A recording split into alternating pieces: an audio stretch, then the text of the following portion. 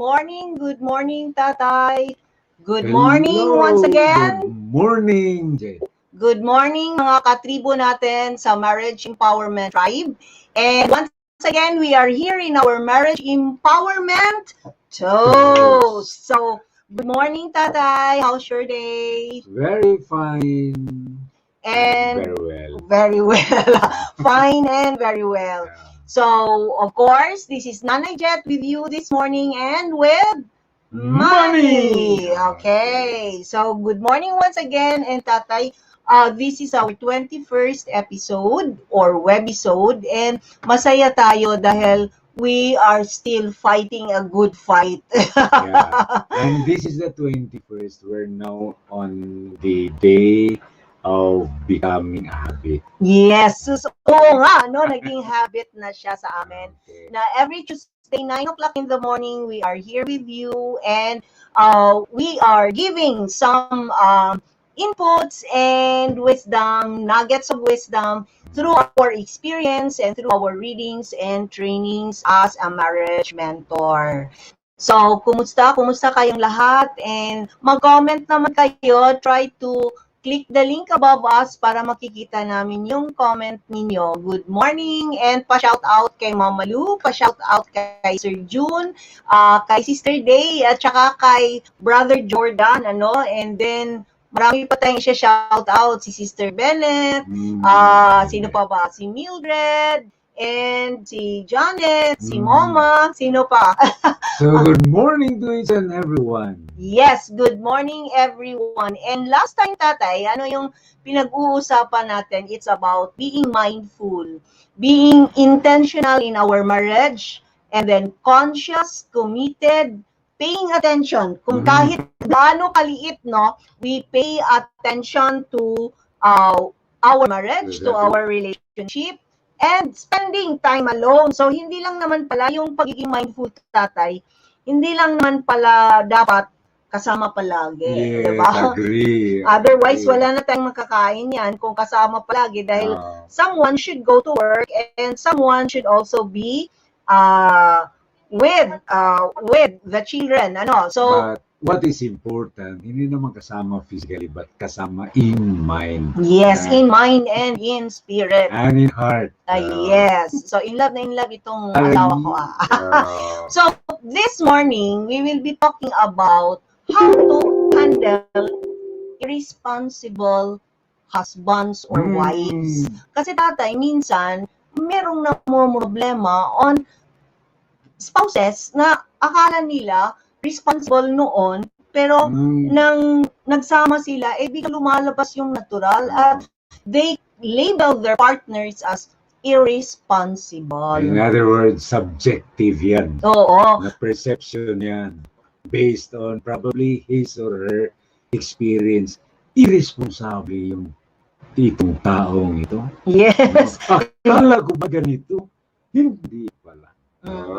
So, linilabel natin minsan yung mga partners natin and minsan hindi natin naiintindihan kung ano nga ba yung being responsible, ano. So, maybe, Tatay, we get married because eto yung aasawahin ko, eto yung pakakasal ko kasi marrying this person, I am marrying a responsible person. I would even remember, I recall many instances when I interviewed some young women. Sino ba yung ideal man mo sa buhay?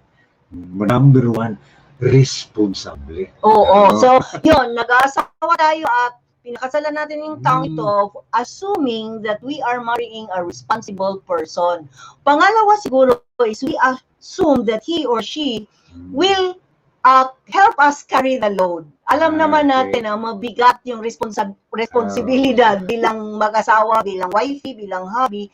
At parang nasa isip natin na, ay may katapat ako, meron akong helpmate for this particular responsibility. So that's part of carrying the load, Tatay. May load talaga. Hindi globe na load or ano. So being so responsible to perform the part of a father and the part of a mother, a mom, a wife, or kahit ano pang responsibilidad, no? And then we also are thinking and assume na etong asawa kong ito will use his mind or her mind, skills, and energy for mutual benefit, tatay.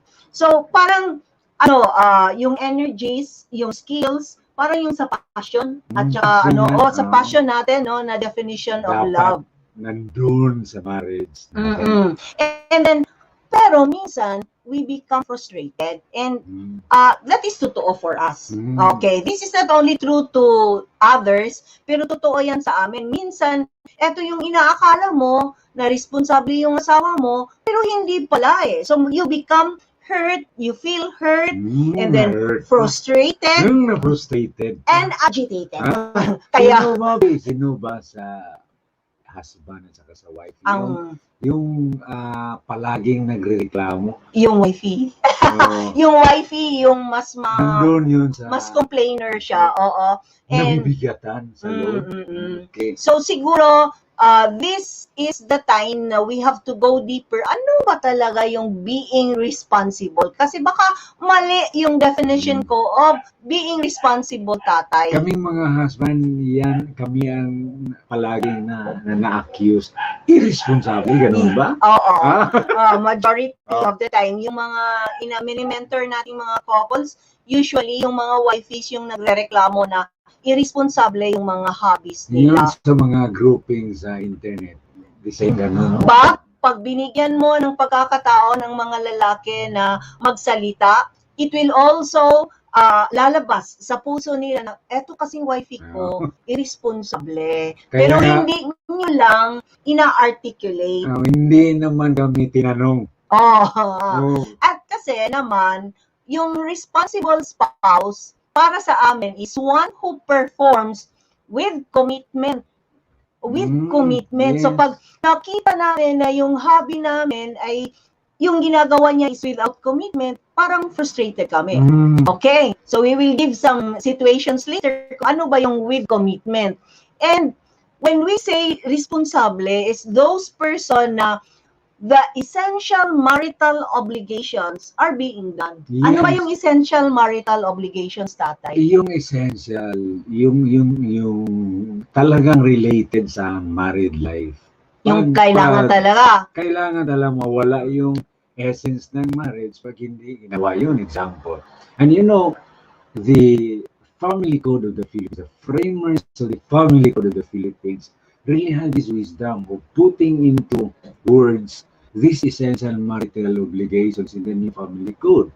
One is to live together as husband and wife. Note the term together. To live together as husband and wife. Pag ang isang spouse ay palaging umuwi sa kanilang bahay at ayaw nang makisama sa spouse niya, the irresponsibility starts. Lagi pupunta sa nanay. Doon na makikain. Yes. Uwi ako sa amin. Meron kang ganun pala. Being irresponsible, fighting a good fight, does not mean you have to stay away from problems are there. But the essential marital obligation, we have to live together as husband and wife. So, isang definition natin for being a responsible spouse, performing with commitment and then living together as husband and wife. And then another siguro, tatay, is to render mutual help and support. Yes. Kaya nagrereklamo minsan yung mga wifeys pag sila busy-busy, nagte-take care ng mga bata, tapos nakikita yung hobby nila, nakahiga lang sa sofa, walang pake, kung busy ka ba, marami ka bang ginagawa, nanonood lang ng basketball or ng TV. So, yung mga wifeys nagko-complain na, irresponsible itong asawa kong ito. Bakit? Hindi na-render yung mutual help and support. Ito, ganito ang situation yan. Pag nagtatrabaho si husband, yung energy namin, yung level of energy namin is different sa level ng energy sa babae, right? Yes. Iba tayo ng wiring. Anatomically, physiologically, biologically, iba. So kami mamibigat yung trabaho namin sa labas. Sa workplace. Sa workplace. Okay? Iba yung nagpapawis ka talaga. Okay? So, yan ang situation yan. If the wife is staying at home, the expectation is mutual help and support. Magtrabaho ka sa bahay kasi nandun ka. Yan ang workplace mo. kami naman nagtatrabaho doon, yan ang workplace namin. Pagdating namin, ay Gusto mo mag-relax. sino bang hindi napapagod pag-uwi mo? Nandun na sa bahay mo. So yan ang problema ng asawa. Kasi sa isip niya, hindi ako tinulungan. Kaya nga, maraming mga husband, ayaw na magtrabaho, hindi lang sa bahay. Oo. Kung gusto mo magtrabaho, kayo magtrabaho. So, nandun sa bahay. So siguro hindi lang nag-meet yung expectation ng Yes. bawat isa Oo. kung andon kayong dalawa sa bahay. Kasi yung trabaho ng husband, nakakapagod. Hindi nakikita yun ng wife. Maraming problema Oo. yun sa So naging trabaho. defensive siya. Naging mga defensive. mga Kasi- katribo. Pag kami ang ina-accuse, magtanong naman kayo sa amin. Ano ba yung sentimento namin? Kasi accuse. Hindi naman ito justice, injusticia to. Teka muna, tatay. We are still defining what is a responsible spouse. Huwag ka mo nang mag-depend sa Living together as and- husband and wife. rendering mutual help and Yeah, support. mutual help. And number 3 is to render mutual love, respect, and fidelity. Yes. Yun yung pagiging responsableng asawa. Okay. So minsan nga lang, hindi masyadong nag-meet yung isip nila kung ano yung definition ng being a responsible spouse. Kaya siguro, mayroong feeling of hurt, anger, and frustration, and na-agitate, nagagalit, nagtatantrum yung isa. Sa amin, sa mga lalaki, wala kami noon yung hurt sa akin. Hindi masyado sa hurt. Probably yung angry at saka agitated. Pero most of the time, silent kami mga lalaki. Okay. Silent kami mga husband. No? Oo, silent. So, silent ka na dyan. Silent. So, iba-iba yung responses, tatay. Depende sa personality ng tao. Yes. So, let us just speak about two personalities siguro. Pag controller yung asawa, yung pag nakikita niyang parang tamad yung partner niya, irresponsible yung partner niya, ang controller usually nagli-lecture. Yes. Oo.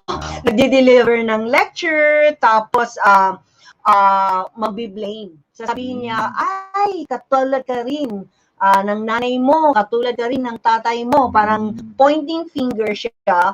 And minsan, pag ganito, parang sinasabihan mo yung asawa mo na spoiled ka talaga kasi yung parents mo bigay tamad-tamad mo, irresponsible ka, you're just trying to show how spoiled you are and how dependent you are. And eto yung masyadong nasasaktan yung mga hobbies, di ba? Yung meron kang controller na wifey or hobby na ganito yung attitude, pero response niya yun kasi personality niya yun. And then another type of personality siguro, pag ganitong irresponsible yung asawa is being a peacemaker.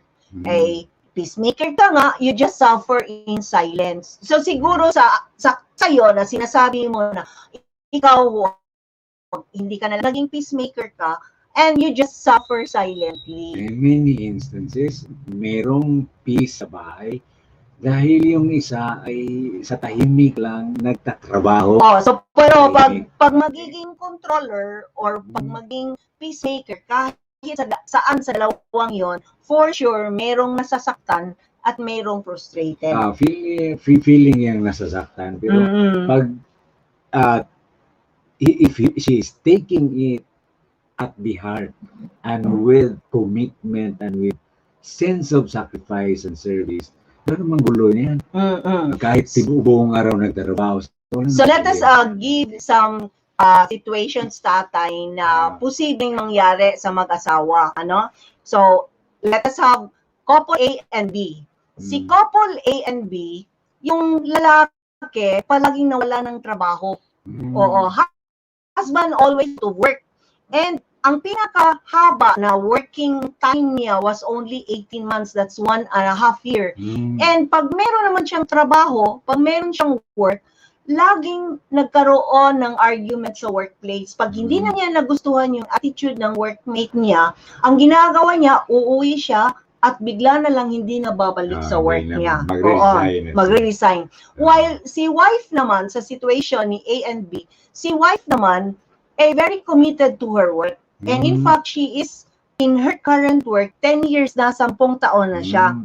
And pag ganito palagi yung nangyayari, yung hobby ang palaging nawawala ng work. Ang nangyayari, pag merong work, nag-share ang hobby sa bills. Pero pag wala siyang work, of course, walang sweldo, di, yung wifey ang nagbabayad ng mga bills. Pero nakikita ni wifey na pag ganito yung sitwasyon, si hubby nakahiga lang at nanood lang ng TV. So, in conclusion, si A and B na sitwasyon, sabi ni wifey, irresponsible yung asawa ko. And in conclusion, si hubby dito ay yung irresponsible. So, yun yung nakikita natin sa situation A and B. Now, sa situation C and D, ganito naman. Both sila, before sa wedding, full-time workers. Merong trabaho si wifey, merong trabaho si lalaki. And nagkaroon sila na, after wedding, nagkaroon sila ng 3 anak. Ang sabi ni wifey, etong asawa ko, merong passive lifestyle. Ano ba yung passive lifestyle, tatay? Yung walang pake. Nag-work silang dalawa, full-time naman, merong sweldo, walang problema sa pera, pero nagko-complain pa rin si wifey na yung asawa ko walang pake. Bakit? Kasi pag nasisira yung bike ng anak, hindi inaayos ni lalaki. Pag yung dingding kailangan ng new paint, dahil may pera, pero hindi si lalaki, wala siya pakialam kung ano nang nangyayari, kung may sira ba sa bahay. Di inaayos, at saka, dahil maraming pera, nagrereklamo si wife, etong asawa ko, wala talaga itong, ka-initiative or innovative or na maghahanap ng ibang paraan ng mga investments para lalong dadami yung pera. So, ang asawa ko, lagi na lang nasa harap sa computer dahil sa work niya. So, in this case, para sa akin, naging responsable naman in a way dahil nag-work, pero mayroong sense of irresponsibility na nafe-feel si wifey. In conclusion, si hubby din. Si hubby pa rin ang irresponsible dito. Si hubby pa rin ang irresponsible. Binanatan tayo dito.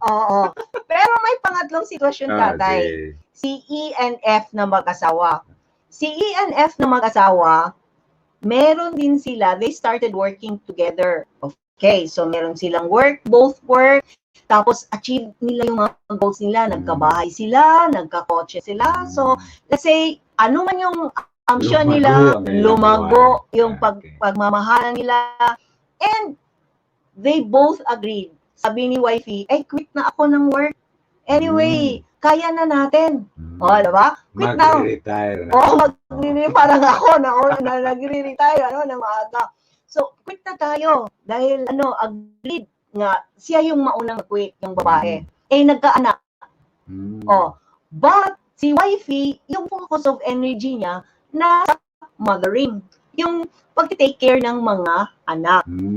Ang nangyayari, work ng work si lalaki. Si hubby, work ng work. Pagdating niya sa bahay, meron ng pagkain ng mga bata. Kumakain na yung mga bata. Kaso nga lang, walang food para sa kanya. Tsaka nakikita niya, hindi nakapagwalis si wifey. Irresponsible na wifey. Tamad na wifey. Bumanat naman si husband. So, sa situation A and B and situation C and D, si hubby yung irresponsible. Sa situation E and F, si wifey ang irresponsible. So, frustrated si lalaki, complain siya ng complain, disarray ang house, no food for me. So, irresponsible si wifey. Ngayon, sa tatlong sitwasyon na yon, how are you going to handle these situations? Siguro, kukuha tayo ng mga ideas from our audience. Kung ganito, A and B, C and D, E and F, ano kaya yung posibleng gagawin bilang wifey or bilang hubby ng isang irresponsibleng partner? Okay. Base sa tatlong situations na yun. Base sa tatlong situations na yon. But let us be confined with our definition of what is a responsible spouse. Oo. So, sa tatlong situations na yan, talagang mayroong essential marital obligations na involved. Right? May essential marital obligations na involved, hindi ginampanan ng isa. So, merong nagkaroon ng walang commitment. Probably walang commitment or out of negligence perhaps, or out of because performance here would mean intentional, voluntary, pero pag unintentional, it will not, I think, ripen to being irresponsible. Oo. Okay. So siguro kaya kailangan talaga, number one, tatay, before we label our partner na irresponsible siya or tamad siya, eto, napakalaga yung step number one. Yeah. Step number one is clarify the problem. Yes. So if you have, and if you think you have an irresponsible partner dahil nga nandyan kayo sa sitwasyon ni A and B, sa sitwasyon ni C and D, or sa sitwasyon ni E and F, before labeling them as irresponsible, step number one is clarify the problem. And clarifying the problem would involve seeing to it that this irresponsibility is rooted from non-performance of a essential marital obligation. Because I believe that if the marital obligation is not essential, it will not end up in being irresponsible. Oo. So, let's say for example, tatay, kasi when we say clarify the problem, you make sure that the problem is lack of responsibility talaga. Yes. You make sure nga talagang irresponsible ang problema na to. So far as the essential marital obligation is concerned, obligation yan. It has to be performed. And that obligation is essential in marital life. And he is not performing it. He is irresponsible. So let's say for example, couple C and D. Great provider naman eh. Yes. Nagtatrabaho naman sila. Yes. So the essential, ano yung essential na you provide? You provide. So yung energies lang ng partner is now focused on providing. Yes. Oo, yung but not anymore in the household marriage. Chores. Oo. In the marriage, in the relationship, because one is affected. So, siguro, you have to determine, kaya nga clarify the problem. Talaga bang naging irresponsible yung hubby ko or yung wifey ko? So, sa sitwasyon ni C and D, na both of them had work, kaya nga lang, pagdating sa bahay, hindi na siya tinutulungan.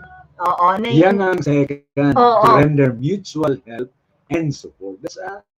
That is an essential marital obligation. Yan ang that it has become the basis of that irresponsibility.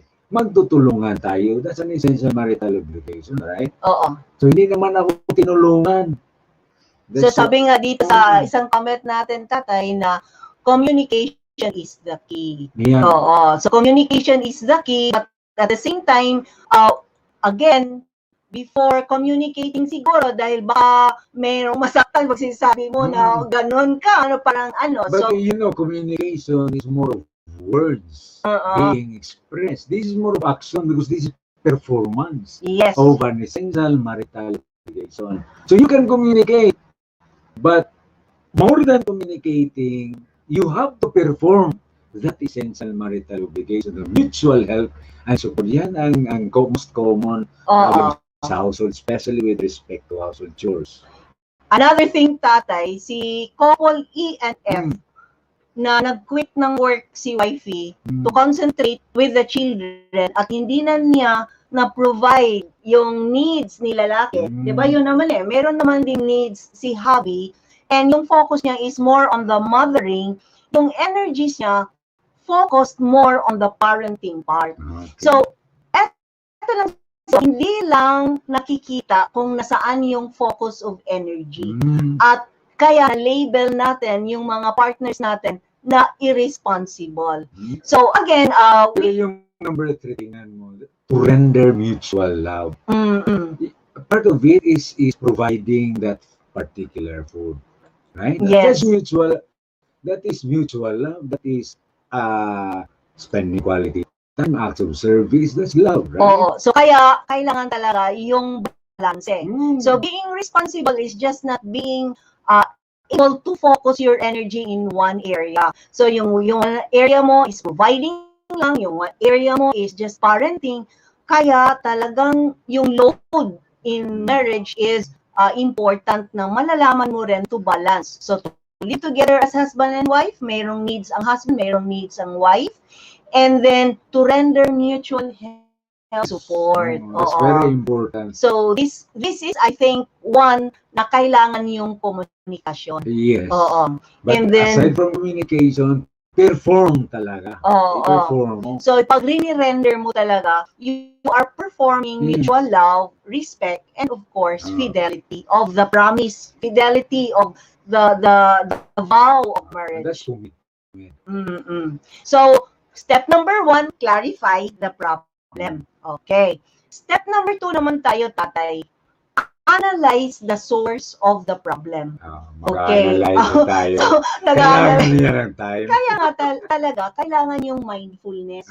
Yung topic natin before, na you have to be intentional So, you have to think na, ano ba talaga yung nangyayari ngayon? After 7 years, ba't nagkaganito yung relationship namin? Yes. So, mindfulness is being purposeful na, I have to think, ano ba talagang nangyayari? Ano yung source ng problema namin mag-asawa? Kasi minsan, tatay, from our readings from Chapman, yung love languages, at saka yung how are we going to solve conflicts, no? Sabi niya, minsan kasi, parang meron lang siyang nasunod na model. Yung partner natin, following the model of his or her parents. Upbringing yan. Na nakikita niya yung father niya provide lang, si mother nasa bahay, nag-aalaga ng mga bata, at yun din yung ginagawa niya. Kasi yan ang kapanahunan sa Spanish times. Or even before Spanish times, doon si wifey sa bahay. Another source of problem, tatay, kung hindi man niya sinundan as a model yung parent niya, nagre-resent siya sa model na yon. Let's say for example, workaholic si tatay. At saka at the same time, pag umuwi, parang diktador.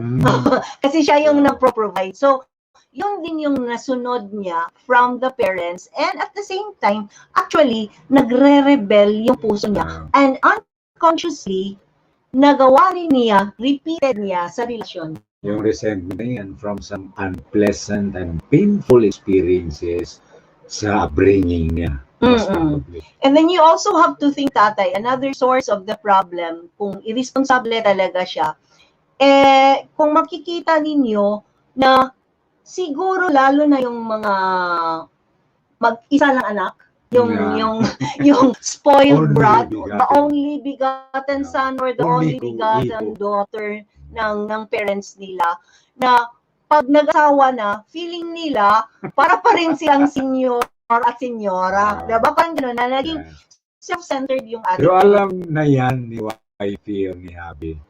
Kasi yan ang naladala ng taong yan sa married life. Kaya nga, mahalaga din na before getting married, you also have to look into this punto, yung order in the family, yung ilan silang magkakapatid, kasi this molds the attitude, the character of the person. And before getting married, you still have this choice. You still have the time to decide whether to continue or not. But when you are in marriage, there is that point of commitment. And one thing, I think this step on analyzing the source of the problem, this has to be accompanied with one big thing: never to be judgmental. Kaya yung pang-apat na reason of the problem will also be essential. Baka ginagawa ng wifey or ng hubby yon kasi nagre-resent siya towards you. Let's say for example, work ka na lang ng work, provide ka ng provide, hindi mo na-answer yung needs ni wifey, so yun, hindi siya nagluluto for you. Hindi siya, parang ka namang affirmation. Sino mo ma-encourage? No affirming words, laging criticism. So, ba't ko naman gagawin? Yung parang ganon. So, you are always doubting me. So, ba't naman ako maghahanap ng trabaho? Dahil when I apply for a work, sabihin mo, matanggap ka kaya. Yung mukha mo yan. Yung mukha mo yan. Parang walang words of encouragement. Oo. So, nagre-resent din siya sa ginagawa mo. Kaya, ganun yung parang way niya to answer that particular resentment. Oo. Maraming dahilan. Complicated, so never to be judgmental. So, tatay, yung sitwasyon ni A and B talaga, yun yung totoong real irresponsibility na wala palaging trabaho, no? So, always out of work. So, that's the true irresponsible partner. But, number 2, analyze the source of the problem. Yes. Okay. So, siguro low yung self-esteem niya, siguro insecure, nagkaroon ng alcoholic na ama, merong galit sa parents, yung need niya na maging mahalaga siya, hindi nasagot, and actually, meron siyang problema on self-esteem and love. Yung asawa ay nagsasabi sa kanyang husband, low self-esteem ka. Sabi ni husband, tama. Alcoholic, mayroon ng alcoholic father. Tama. Galit ka sa iyong ama. Tama. So anong gawin mo? Ano ngayon? So yun yung na meron siyang problema sa self-esteem at sa mga needs niya, and meron siyang si C and D nga walang words of affirmation din. Yun yung kulang Yung love language natin na words of affirmation and encouragement ay kailangan din ng mga partners natin. So we go to step number 3, tatay. Take positive actions. Okay. Action na to kung anong gagawin. So after clarifying na being irresponsible talaga, and then second, analyzing ano ba yung source ng problema. Pangatlo is take positive actions. So, ano yung positive actions? Number 1 is, kung ikaw yung tamad, kung ikaw yung irresponsible at naipamukha ng partner mo na irresponsible ka nga, try to change your mindset that I am also responsible for my own attitude. Na kung tamad ako, responsable ako sa pagiging tamad. Pero kadalasan yung ina-accuse na tamad, hindi so, tinatanggap, hindi especially yung hobby, kaming mga hobby, tamad ka! Hindi mag-admit yan. So, bilang wifey na hindi nag-a-admit yung hobby na tamad siya or responsible siya, is, I think, one thing is express your love to your spouse. Yeah. Express your love to your spouse. I have been saying, no judgment. Allergy kami niyan, kaming mga lalaki. Pag may marinig namin yung judgment, tamad ka, that is an expression of judgment. Ay lalo kaming tatamad. Okay. So I would rather, kung ako yun, the positive way would be express my love to you, and then hindi ako magsusurrender, and then as I have mentioned before na you cannot change your husband, you cannot change your wife, but you can influence. So siguro another thing is I will ask suggestions on how can I become a better spouse. This is a good exercise, tatay. Paano ba ako na hindi na ako maging tamad sa'yo? And then ako rin, paano ba ako maging let's say supportive wife sa'yo?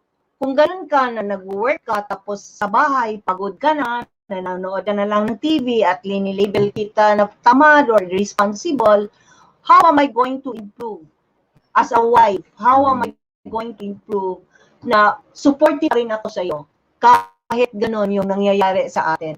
So ask for suggestions siguro, tatay. So sa amin, mga lalaki, pag kami ang na-label niyan, babalik yan sa upbringing namin kasi sa bahay probably ang label namin, tamad ka! Okay? At nadala namin yan sa married life. Pag sinabihan kami sa wifey na tamad ka, ay babalik yan. Masakit yan. Hurt yan. So lalo kaming tatamad. Para sa amin, yung mga lalaki, the best way is the positive way. The positive way is to really show your love we call it pastoral accompaniment. Tulungan mo naman kami. Na hindi maging tamad. Yes. So, kaya Kaya mo yan. So, siguro, Words of affirmation, words of encouragement, ay unti-unti yan, mababago ang isip na yan. And mag-suggest ka naman. So, on your point, on your part, you have to ask your wife, suggest ka nga, anong pwede kong gawin para hindi na ako maging tamad sa mata mo. Diba? And it can be done by way of yung sober conversation. There's no need for screaming here kasi mayroon din namang sitwasyon na mayroong asawa na ginagawa na daw niya. Una, sisigawan niya si partner, walang nangyari. Pangalawa, naging kind na siya kay partner, wala pa rin nangyari. Pangatlo, naging tahimik na lang siya, wala pa rin nangyari. So, lifetime na yan. parang ano ba, na we also have to influence. Siguro we can ask, like say, a language of endearment na pwede ba akong tulungan dito? Could you please, dahil hindi siya pag-natulungan So, sabihin mo na lang kung ano yung gusto mo. So, you have to be straight na. Siguro, you can help me clean up the room dahil yung nakikita nga na disarray yung bahay, wala siyang pagkain. So, sasabihin ni wifey na siguro, para hindi ako maging tamad sa'yo, you can also help me throw the trash or wipe the glasses or paano ba yan maglinis. Because there is always what we call yung support and help. Render support and help.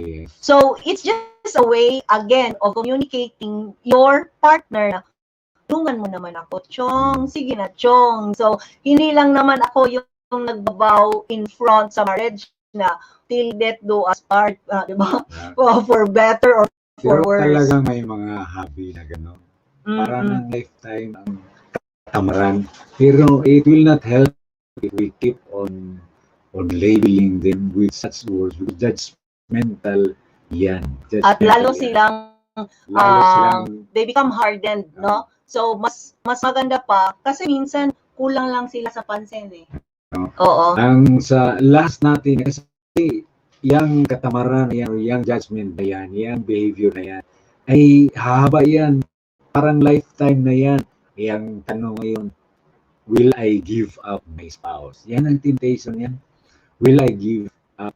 Now, ngayon, if you will give up on him, you will be taking care of him.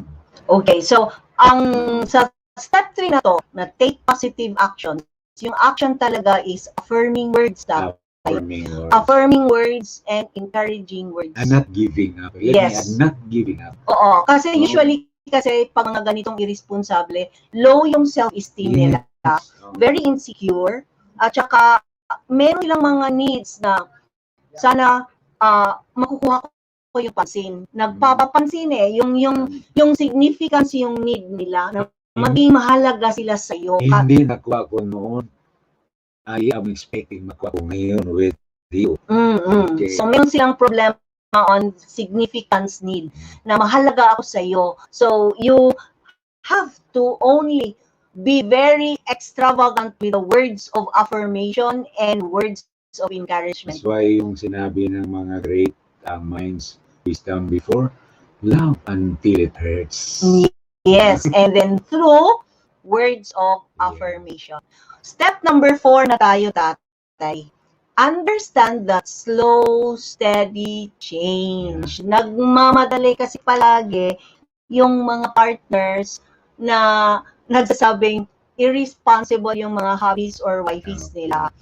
So you have to understand na yung pagbabago is a process. Huwag kang magmadali. So if today hindi ka tinulungang mag-igib ng tubig, try it tomorrow. Try it the next day. You still have some words of affirmation. And eto yung sikreto sa mga lalaki. Say thank you. Say thank you. Kahit isang beses lang sila nagdidilig ng tanim, sabihin mo, thank you, diniligan mo yung tanim ko. At malalaman nila na gusto mo pala yun. So for them to be significant for them to be important, magdidilig na sila ng tubig, tubig ng tanim. Kasi sa akin, pag narinig ko yan from you, talagang sisigla ang buong buhay ko. Oo. Kaya ka hindi tinulungan ni Javi na maghugas ng pinggan. Kasi hindi ka hindi ka nagtay-thank you. So, thank you, hinugasan mo yung dishes. Thank you, pinakain mo yung aso. Thank you, inaano mo yung basura. Tinapon mo yung basura. Thank you, yung very maliit na thank you na word. Yun, very effective yun. Tinulungan sa asawa mo yung, family niya. Ano ba yung situation nito? Yung family ko as husband ay tinulungan ng asawa ko. Let's say, for example, mayroong nagkasakit na tatay, in-law, at tinulungan ng wifey mo or tinulungan ng hubby mo, say thank you. Yan. Siguro yun yung mga nakakalimutan natin. Inventory tayo. From the start of marriage, ilang beses na thank you. Sa hubby mo. Kasi tahimik yan, nag-count yung husband, wala talagang after 10 years anniversary. And thank you is a word of affirmation. Affirming yan na masaya ka sa ginagawa niya. Hindi grateful tong asawa ko. So, pag ang tao hindi grateful, hindi masaya yan. Because the fruit of gratitude is happiness and joy. Yes, sabi pa nga ni Mama Lu, thank you is the key. Talaga po, mahalaga talaga yung thank you na yan. Kahit napakaliit ang ginawa, nagkukof lang, nagtimpla ng kape. Thank you. Napakabigat sa mga lalaki yan. Kasi bihira namin marinig yan. From a wife. Bihira pala. From a wife. Pero yung narinig ko yan from you, more constantly as we grow older. Yan, nabubuhay yung kauban ko. Yung asawa. Yes, yan yung secret. Yes, isa yan, word of affirmation. Kaya minsan tinatamad sila wala namang kwenta sa'yo And usually, kulang sila sa pansin. Kung sinasabi nila yung mga girls or yung mga wifeys ang kulang sa pansin, ang totoo, yung mga hobbies ang kulang sa pansin. Yung sa family support, Jeff, yung let us say, family fund natin, nagagamit na sa channels sa support sa family mo. Sa in-laws. Pag magta-thank you ka sa husband, malaking bagay yun. Salamat for allowing me to use our funds for my family. Yes. Pag magta-thank you ka noon, malaking bagay sa husband yun, especially when siya nagtatrabaho. Yes. Malaking bagay yun. Hindi yun wala yun sa usapan ng mag-asawa. Pero pag sinabi mo yun, malaking bagay yung sa husband mo. Yes. Another thing, Tatay, step number 5 is asking forgiveness. Mahalaga talaga when you are going to acknowledge your imperfections. Nagkamali pala ako. Mabigat pala sa loob ng wifey ko na nakahiga ko while she was so busy. While whatever, no? Mabigat pala sa loob ng hubby ko na hindi ako nakakapagluto ng hapunan sa kanya, na gutom siya. Then acknowledge your imperfections. And then ask forgiveness. Yan yung step number 5 natin. Ibang sabi niyan, sasabi pa, ako ang harito. So you really have to acknowledge na merong mali, merong errors, and hindi pa man huli lahat, no? Kaya nga lang, kung palagi na lang hindi nag-ask ng forgiveness, parang pumapasok yung pride at saka yung ego. And then, Tatay, eto yung mabigat. Step number 6 is this is the time to give tough love. Let us have, for example, yes, kasi yung examples natin ng mga sitwasyon ni A and B, palaging out of work, may problema si B, and then we identify the problem and analyze na talagang merong psychological at emotional problem si hubby dahil hindi niya matatanggal yung galit at resentment niya sa father niya. So this is the time na pag nakikita mo na well-being na talaga, well-being, psychological and emotional problem na meron yung asawa mo, then that is the time ang tough love. Yung talagang sinasubmit mo, yung partner mo, you just have to make it as a suggestion na siguro you need a counselor, you need a therapist, you need a spiritual mentor or ano man na expert na pwedeng handle sa kanya. Dahil, let us accept the fact na hindi ka naman licensed counselor Yes. na para sa hubby mo or para sa wifey mo, you are not a therapist, Wala. and malalim na yung problema niya, nagde-depression na siya, hindi na naghahanap talaga ng trabaho, and you need it because you have the children, and something must be wrong. So, siguro, you just have to be subtle, but at the same time, tough love yung kailangan. Hindi masyadong aggressive. When I say subtle na talagang nangailangan ka na talaga ng psychologist, by talk para sa utak, yung parang ganun. Yung mga masakit. May topa ka talaga sa utak, kailangan mo ng doktor, yung mga ganun is not a help, is not a support to our problem, lalo na sa ating asawa na magkaroon ng mga problemang ganun. Kaya nga, we have essential marital obligation to render mutual love. So, yung mga tinatawag nila ngayon na mental health, that is also one thing that you have to look out. Ano ba talaga yung problem? Kasi kung merong ganitong mabigat na problema na yung partner mo, then you need to submit. Di ba, meron tayo tatay na mini-enter noon na ano pala yung hobby niya? Meron ng addiction. And akala nila mentally, napapraning na kasi. But then, we just told her na, could you just let him submit to the experts for drug addiction? So, nagre-rehab sila, ini-explain nila as a sibling, yung mga kapatid, nagmi-meeting, yung parents, nagmi-meeting, kasi nagwa-wild na talaga sila lalaki and very violent na. So, I told them, this is beyond your capacity, beyond your expertise as a wife, na kung meron ng problema na papatayin na kayo, your safety is already in question, then you have to submit your husband to an expert. And I tell you, mga brothers and sisters, mga katribo, yung hobby niya ngayon is well and doing the responsible function niya as a husband, as a father, and we have witnessed that. We have witnessed his worst time na talagang nawala na talaga nawala sa sarili. From the second floor, nag-jump siya, di ba? Buti na lang buhay pa.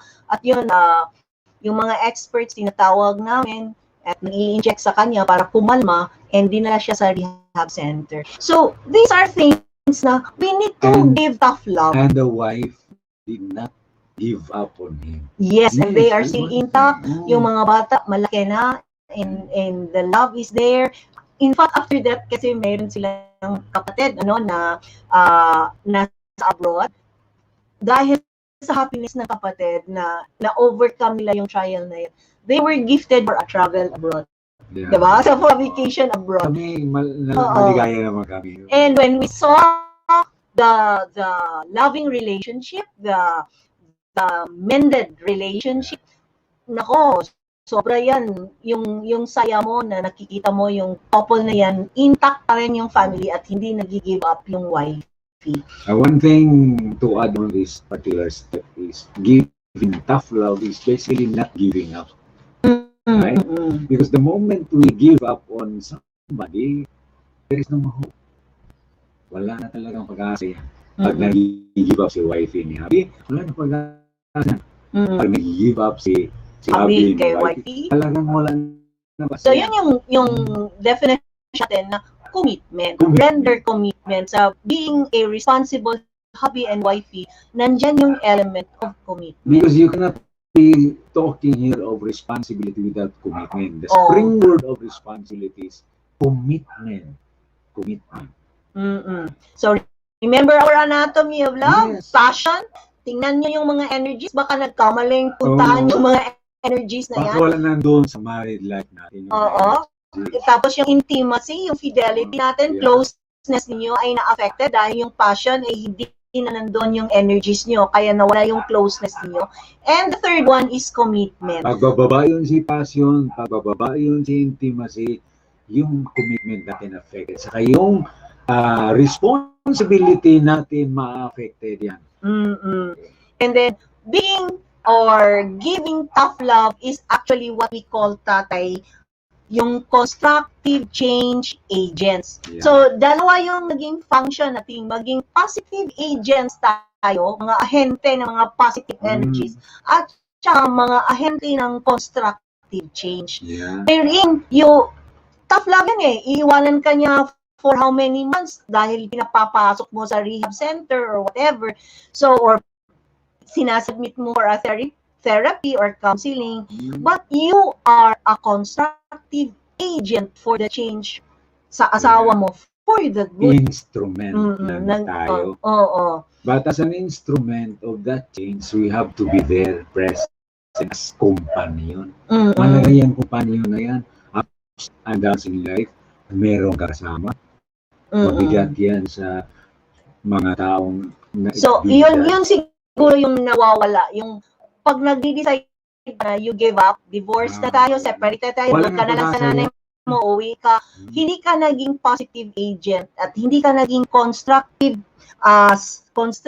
change agent sa partner mo. So there is this punto na kailangan mo talagang mag-commit sa sarili mo. Decision mo yan eh, pinangasawa mo yan. Wala naman sigurong nagfo-force sa'yo na yan yung pakasalan mo. But then, be a positive agent and be a constructive change agent. Yun yung dalawang function na hindi natin minsan nabigyan ng halaga as a wife and as a husband. Mas pag nag-decide ka, give up na ako, pagod na ako, yan si energy, babagsak yan bigla. At pagbabagsak yan si energy, si passion, si intimacy, bigla mawala yan. Pag mawala silang dalawa, yung commitment mo. Yun na lang yung naiiwan. Napabagsak din yun. Kasi wala si passion, wala si intimacy, wala naman si commitment. But that doesn't mean that i-blow up mo na siya, na give up ka na talaga. So, etong episode na to, mahalaga talaga ito sa mga mag-asawa because I know deep there, mayroong nakikinig sa atin na feeling nila meron silang irresponsible husband, meron silang irresponsible wife, and what are some concrete steps to do?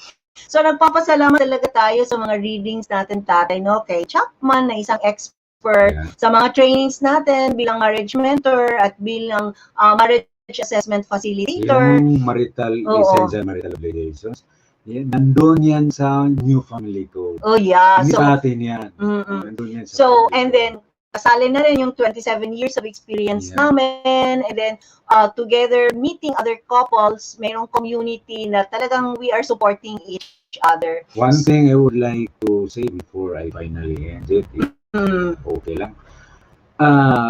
There are many things beyond our control as a spouse, husband and wife, and even beyond the control of science and the experts we call in this world.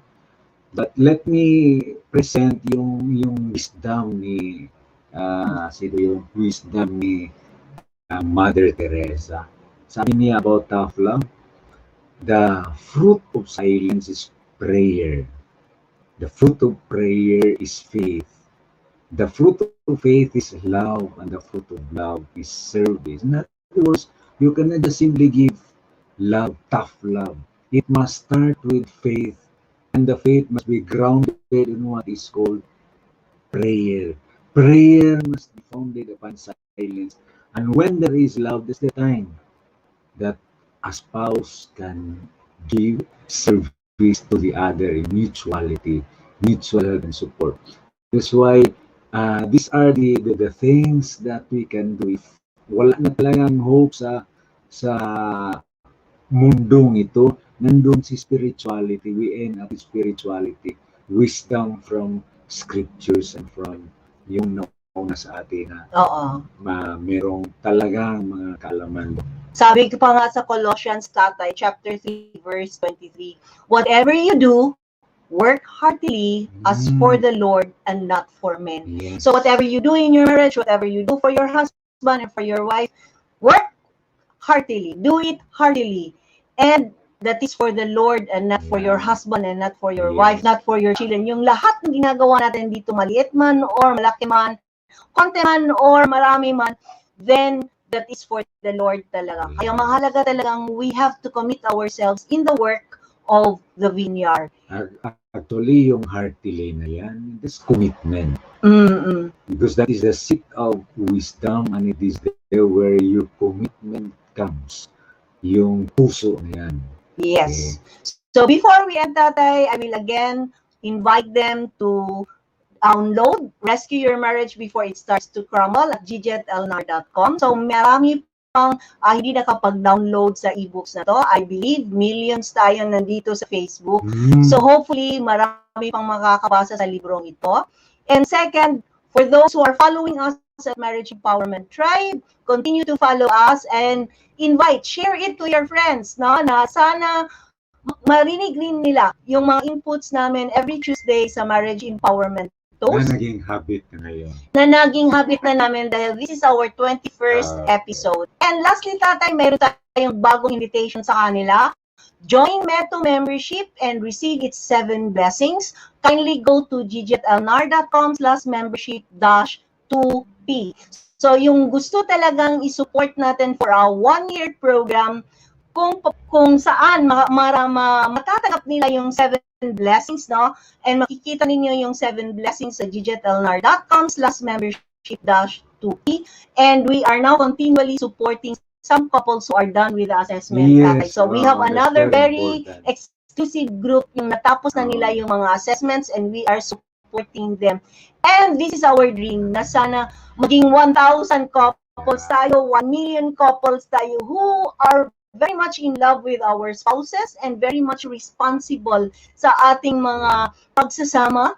And we thank you also everyone for being here with us every Tuesday, listening to us, giving your time. I know that your time is so important. So thank you very much for your presence. And Tatay, we always remind our couples that what? A great marriage starts with a solid foundation. So God bless everyone. God bless. Bye, Thank you. everyone. Thank you.